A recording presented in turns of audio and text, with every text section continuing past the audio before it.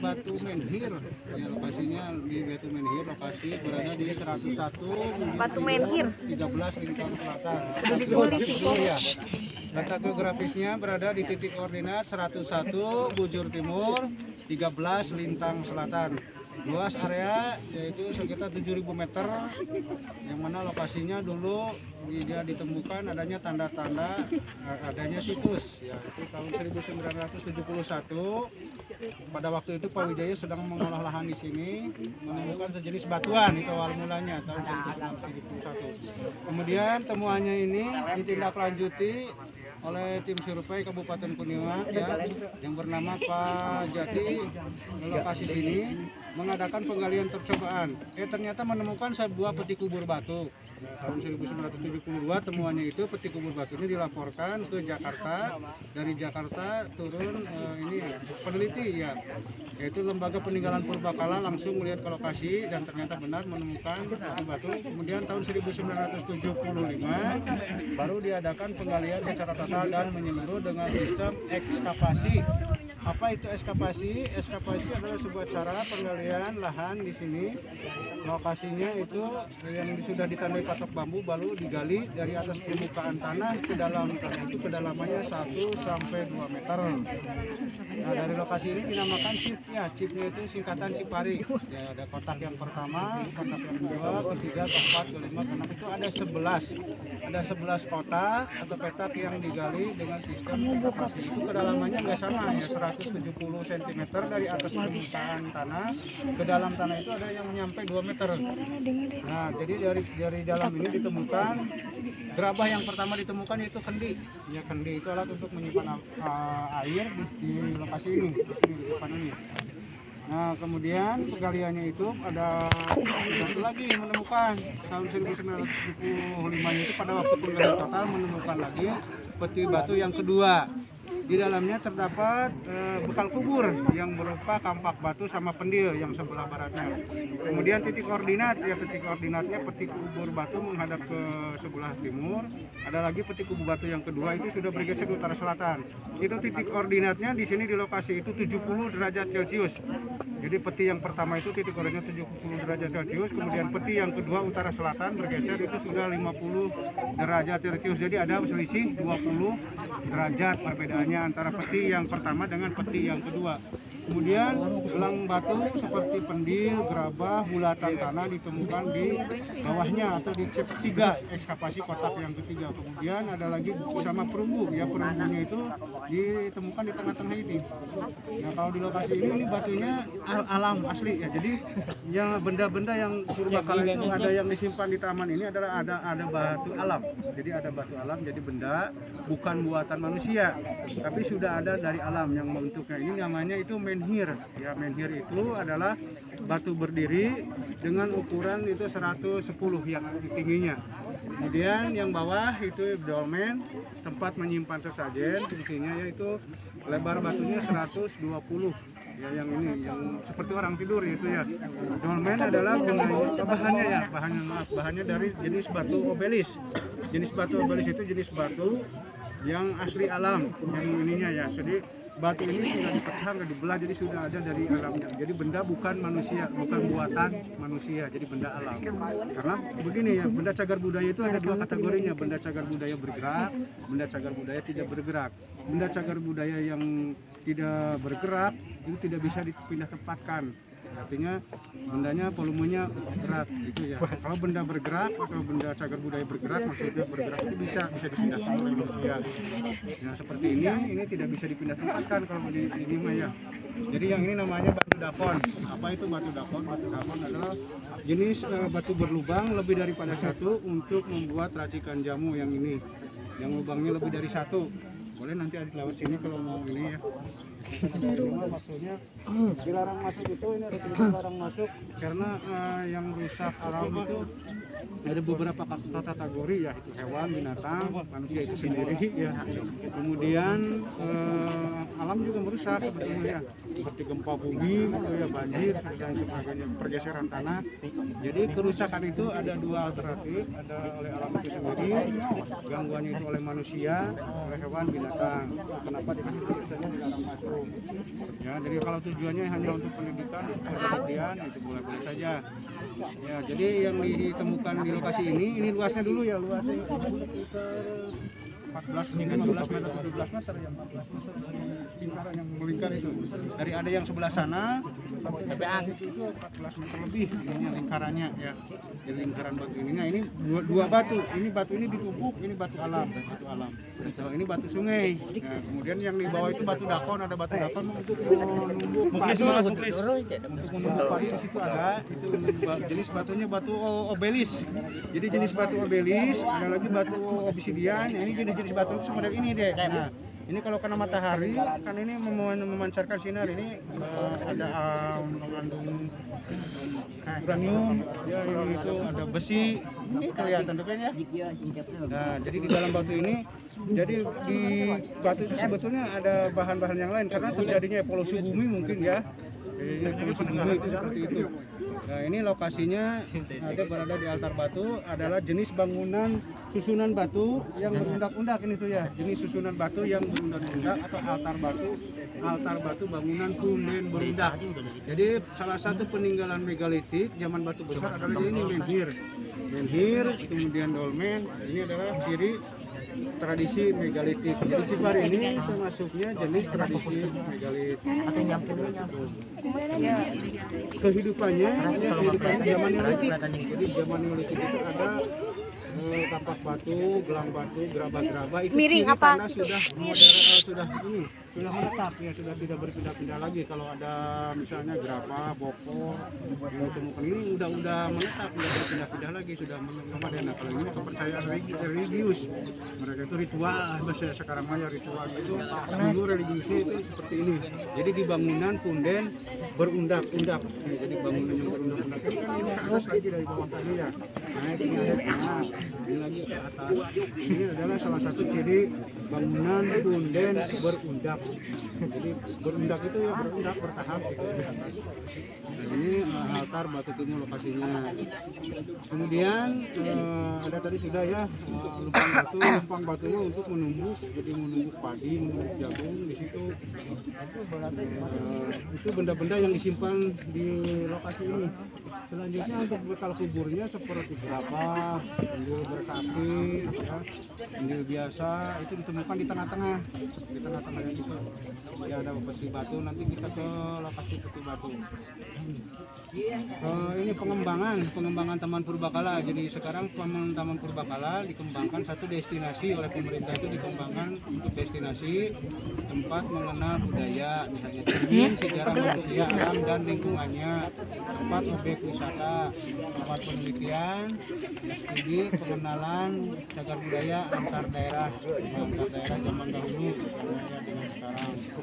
Kemudian itulah fungsinya. Jadi destinasi itu suatu tempat yang diupayakan keasliannya.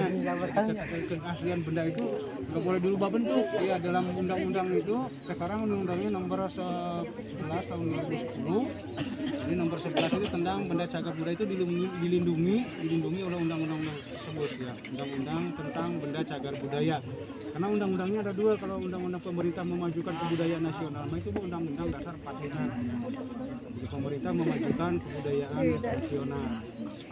Jadi undang-undang saya dua ya, undang-undang benda cagar budaya, undang-undang 1945 berbeda. Belum dibolehkan, tapi kalau yang benda cagar budaya ini dibolehkan. Kategori misalnya benda ini sudah berapa tahun, yaitu 500 tahun kehidupannya belum ada sekolah atau pra-aksara, jadi atau pra-sejarah. Jadi belum sebelum ada sejarah, pra dulu ya kehidupan manusia, belum hanya waktu itu hanya hidup, belum ada tentang makna pengertian tentang keilmuan, belum ada waktu itu ya. Itu hanya mereka itu kalau berorganisasi mungkin sudah ada ya, berorganisasi itu sudah ada tentang hidup sidi asa sidi asuh mungkin sudah ada waktu itu ya. Itu tanda-tandanya. Jadi yang ditemukan di sini itu adalah itu peti kubur batu kalau yang di luar itu. Jadi kubur batunya nanti kita ke lokasi sana ya. Mungkin untuk penjelasan di altar batu cukup sekian. Sekarang kita lanjut ke peti kubur batu. Assalamualaikum warahmatullahi wabarakatuh. Peti kubur batu dengan posisi timur laut barat daya. itu Put, itu Dengan sorot titik koordinat 70 derajat Celcius. Ya, sementara boleh suhunya ya. Suhu minimum maksimumnya itu 23 kadang-kadang sampai 37 35. Itu suhu udara maksudnya ya. Ada suhu udara dan titik koordinat berbeda tak? Nanti ini kiranya yang 70 itu suhu udara bukan padahal ya. Yang 70 udara ini titik koordinat atau titik ininya peti ini. Tempat ini berada di 70 derajat Celcius. Kalau nggak percaya nanti boleh dibuka di Google ya. Sekarang juga boleh dibuktikan. Nah, ini 70 derajat Celcius. Jenis kenapa disebut peti kubur? Karena peti ini terkubur. Ya, terkubur, pertanyaannya seperti itu. Kemudian bahan sekarang. Jenis bahannya ini adalah batu Andes. Jenis bahan batu Andes. Bahan batu Andes adalah jenis lapisan batu sedimen lapisan batu. Jenis lapisan batu atau batu sedimen atau yang dinamakan Andes. Andes jadi jenis batu Andes. Bentuknya ini trapesium swastika. Jadi bentuk trapesium swastika itu batu berdiriin yang sebelah sini. Di sebelah sana mungkin yang kotak itu, bentuk yang kotak itu ya, yang persegi, batu persegi Andes, bentuk batu Andes. Ya, kemudian lagi ditopang sama batu ini, ditopang sama batu bilik batu yang sebelah sini ukurannya 59, 70, 59 yang ini panjangnya 59, 60 jenis batunya. Pada waktu itu ditemukannya ini enggak dicampur tangan atau enggak diotak-atik. Ya, artinya batu ini tetap seperti ini posisinya itu ya, posisi menghadapnya itu ke timur laut, barat daya 13 lintang selatan sebelah sini. Nah, itu ada 5 buah batu. Dulunya di dalamnya ada bakal kubur. Apa itu bakal kuburnya? Kampak. Jadi ada kampak batu di dalam peti kubur batu ini. Jadi jenis peti kuburnya ini adalah bentuk trapesium swastika yang menghadap ke matahari. Ya, timurnya di sana kan ini ada matahari. Ya, kenapa menghadap matahari? Pertama mungkin dulu belum ada alat kompas. Ya. Matahari merupakan waktu itu sumber energi atau tempat terbit keluar atau kelahiran ya, ada energi cahaya itu kan ada karena ada matahari. Jadi matahari merupakan pusat tata surya ya, pusat tata surya dan planet-planet mengitari matahari. Itu alasannya ini menghadap ke timur laut barat daya. Kemudian alasan ininya ya ini musim hujan mungkin waktu itu waktu meninggalnya diperkirakan ya. Kemudian jenis tanah ini ya, tanahnya adalah jenis tanah andosol yang berhumus, sangat subur dan gembur. Humusnya ini bagus masih ini ya. Jadi benda bakal kuburnya waktu ditemukan itu tidak hancur ya. Kenapa demikian? Jadi berdasarkan karbon dating, karbon 14 di sini itu tidak bisa mengawetkan kerangka manusianya. Jadi manusianya itu tidak ada. Saya tidak mengatakan di sini ada posisi manusia, nggak ada. Yang ditemukannya hanya bekal kubur yang berupa kampak batu sama pendil. Jadi pendilnya mungkin untuk tali ari-ari ya, ada perkiranya itu mungkin tanahnya waktu dibakar gitu. Karena yang diteliti ini tidak hanya jenis tanah, bekas pembakarannya pun itu diteliti, jadi berdasarkan karbon dating. Tapi kalau udah bersentuhan dengan tangan manusia, kulit tangan manusia itu biasanya batal gitu ya, kena virus karena lah ya, jadi nggak boleh kena tangan. Jadi waktu dalam penelitian di sampel itu dari sini itu kehidupannya 500 tahun sebelum Masehi sampai 1000 tahun. Nah, jadi peti batu ini tetap seperti ini menghadap ke timur laut barat daya. Masya Allah, panas pisan. Itu udah digali ulang. Galiannya itu tahun 1972. Si Nabil aja Sires itu pada deketin. 86, 87 pernah. Masya Allah. Kemarin tahun 2011 sampai 2013. Pokoknya saya pernah menggali yang itu mungkin di depan. Di depan kan ada gedung baru, pernah digali juga. Kenapa digali? Barangkali ada di Panda. Mana sih? Di Panda. Bulatan tanah. Jadi bulatan tanah. Di Panda. Itu untuk mengganjal mayat biasanya. Jadi di dalam ini banyak. Meni coba lunai. Pendil, ya. Itu di sekitaran tanah. Kalau yang sebelah utara. Yang sebelah utara itu peti kubur batu yang utara ini pergeserannya udah bergeser sekitar 20. Kurang deket sekian mah. Cuang itu ang deket. Enggak. Kan baik guys kecil. Kedenger kok. sudah ya. Di dalamnya ada bekas kubur. Kalau jenis batunya, jenis batu bahan batu ades, jenis bahan ades. Kalau sitnya di sini tetap di lokasi di situ. Jadi yang dinamakan situ, itu site disebutnya site bahasa Inggrisnya. Situ, ya situ itu bahasanya tempat lokasi ditemukannya batu andes. Sudah paham? Barangkali mau nanya silakan. Masih dia. Apa boleh ciri kalau itu udah itu hancur. Awalnya mau ulah lakian. Nah, jadi ciri itu kenapa sih ditanam itu adalah ciri tanda bahwa di sini ada seperti batu ada benda alam. Jadi ini kan dari alam ya, bentuk bendanya bahan benda. Karena rekonstruksi kan ada dua, ada rekonstruksi secara baru, secara yang lama, benda lama buatan lama. Jadi benda buatan manusia yang berumur 50 tahun atau lebih udah fungsional itu baru disebutnya benda cagar budaya. Itu salah satu kriterianya ya, umur bendanya itu jadi 50 tahun lebih atau 100 tahun lebih. Silakan. Kita ke Temu Gelang. Turun ke Temu. Ada yang tadi ya, yang dari lokasi itu ya, dari altar batu tibur kemudian peti batu, sekarang sini ya di lokasi Temu Gelang. Ini namanya lokasinya Temu Gelang. Lokasi Temu Gelang ini dulunya nggak begini ya. Dulunya itu terkubur dengan kedalaman sampai 2 meter ini dari atas permukaan tanah. Jadi dari atas permukaan tanah lokasi Temu Gelang ini kedalamannya itu 170 sampai nyampe 2 meter ya dari atas permukaan tanah yang atas itu ya. Jadi dari atas permukaan tanah ini kedalamannya digali mencapai 170 cm dari atas permukaan tanah. Lokasi ini di sini itu ukurannya ya, ukuran ini sekitar 7,8. Jadi kelilingnya itu 7,8 meter kelilingnya ya. Bentuknya lonjong atau elip ya, jadi bentuk susunan batu Temu Gelang. Jadi Temu Gelang itu susunan batu yang dibentuk dengan batu sirap atau batu templek yang tadi ya. Jadi dulunya itu pernah ditemukan benda-benda yang sekarang disimpan di gedung museum itu seperti gelang batu. Di sini tuh ditemukan gelang batu, ada pendil, ada tempat sayur, bokor, gerabah-gerabah, kampak batu, buli-buli ya, pendil. Itu ditemukan di lokasi ini deh. Jadi ditemukan di lokasi ini. Ya gelang batu sekarang disimpan di gedung museum itu ditemukan di lokasi ini. Jadi ini namanya lokasi Temu Gelang Batu. Makanya boleh diinjak gitu karena benda itunya sudah dipindah ke gedung. Nah, jadi lokasi ini namanya adalah bangunan Batu Temu Gelang. Jadi Batu Temu Gelang adalah susunan batu yang dibuat dari batu tipis, batu sirap. Ya, jadi yang tengah-tengah ini tanda sudah digali ya. Jadi ini adalah batu penanda sudah digali. Jadi sudah ditemu. Jadi penggaliannya ini dibentukkan taman. Jadi Taman Temu Gelang. Ya, jadi adik-adik sekarang berada di lokasi Taman Temu Gelang Batu. Jadi di sini ditemukan bulatan tanah. Bulatan tanahnya nanti bisa lihat di gedung museum.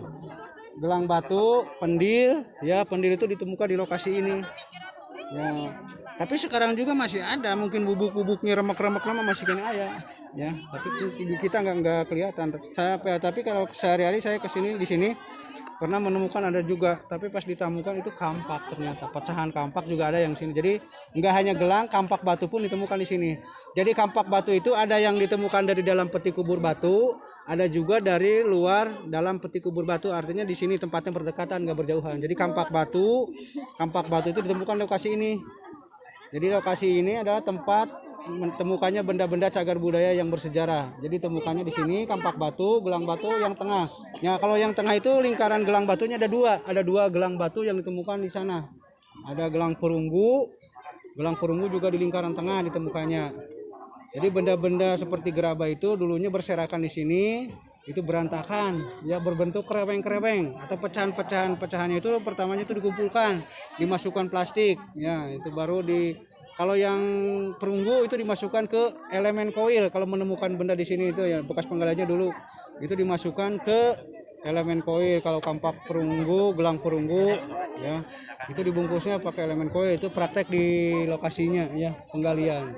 Jadi itu sekitar tentang cerita penggalian yang ada di Taman Purbakala Cipari. Mungkin cukup sekian, nanti dilanjut di gedung museum untuk melihat benda-benda temuannya ya.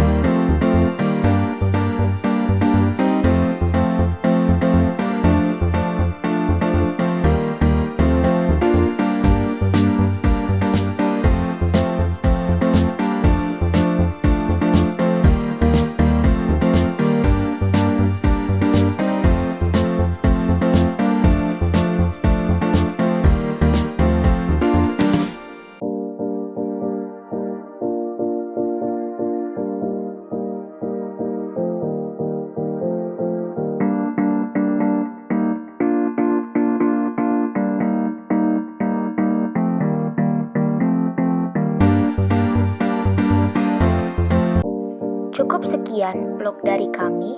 Semoga bermanfaat. Thank you for watching.